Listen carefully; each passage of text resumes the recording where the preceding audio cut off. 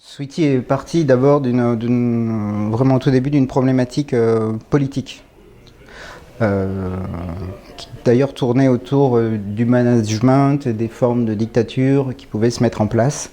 Donc c'est vraiment parti de là. Donc j'ai commencé à récolter pas mal de textes, de citations, d'ailleurs beaucoup de dictateurs aussi. C'était parti sous Kadhafi quand il était encore là, d'autres. Beaucoup d'articles de presse sur, sur la question de cette dictature-là. Et petit à petit s'est mis en place une logique d'écriture qui était celle d'une langue paranoïaque et d'un discours paranoïaque. Voilà. Ensuite, ce qui s'est passé, c'est que je voulais casser un petit peu les codes virilistes de la dictature. Donc je suis parti sur une femme, pour qu'on déblaye et puis pour faire surgir à nu véritablement toute tout ce propos-là. Et ça restait quand même très explicite et très chiant et très moral. Voilà. Et après m'est venue l'idée de basculer sur des enfants, en prendre une métaphore de l'enfance. Ce qui permettait, moi, de fabriquer, un kit de vocabulaire, ce que j'appelle un kit de vocabulaire approprié, et sur toute cette notion aussi d'infantilisation du peuple qui est en cours à chaque fois qu'il y a des manifestations, à chaque fois que voilà, les gens sont systématiquement renvoyés dans le sentiment. Il y a tout un vocabulaire et tout un vocable qui est apparu depuis quelques années où maintenant on n'a plus que le sentiment d'être quelque chose. Les riches n'ont pas le sentiment d'être riches, mais les pauvres ont le sentiment d'être pauvres, le sentiment d'être de pas être aidés, ont le sentiment d'injustice et tout ça. Donc voilà. Donc je suis parti de là, donc finalement, d'une métaphore d'une mère et de ses enfants, et qui va parler d'eux. Mais sachant que moi, en arrière-plan, je venais quand même avec tout le propos politique que je voulais traiter, avec la mise en place donc d'une logique paranoïaque, c'est-à-dire que petit à petit tout fait sens, et un cadre formel qui était vraiment très strict.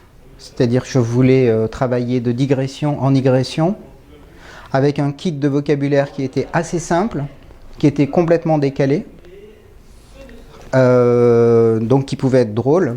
Et après, je me suis coulé dans cette écriture-là et dans cette logique-là. Donc en fait, tout ce qui vient de Sweetie est fabriqué véritablement par la forme. C'est la forme qui a donné lieu. Moi, j'avais des idées, bien sûr, mais ça a été porté. C'est-à-dire, tout à coup, des liens se sont faits comme à l'intérieur d'une logique paranoïaque ou d'une paranoïa qui est complètement logique, où tout fait sens. Donc à partir de là, ça pouvait se déployer.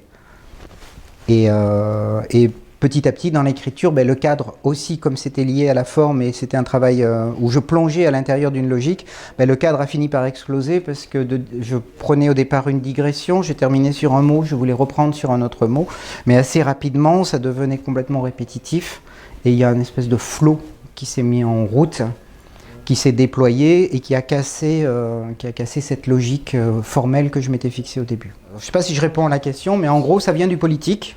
Et petit à petit, ça s'est transformé en Femme et ses enfants, ce qui a posé un énorme problème, parce que du coup, je me suis rendu compte que je tombais, mais c'est au bout de 2 ans d'écriture, dans un cliché de la mère et de ses enfants, qui m'a posé un énorme problème, un problème politique, que je n'avais peut-être pas à me poser, mais qui m'a vraiment arrêté pendant plusieurs mois dans l'écriture.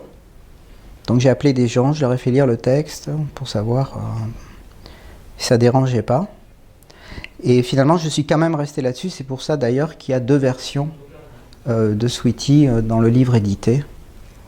Une féminine et une masculine. Parce s'il y avait eu que la féminine, j'aurais fait un texte pour expliquer d'où venait cette image-là.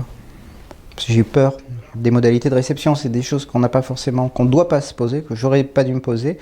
Mais peut-être, voilà, une atmosphère ambiance en fait que j'ai eu peur.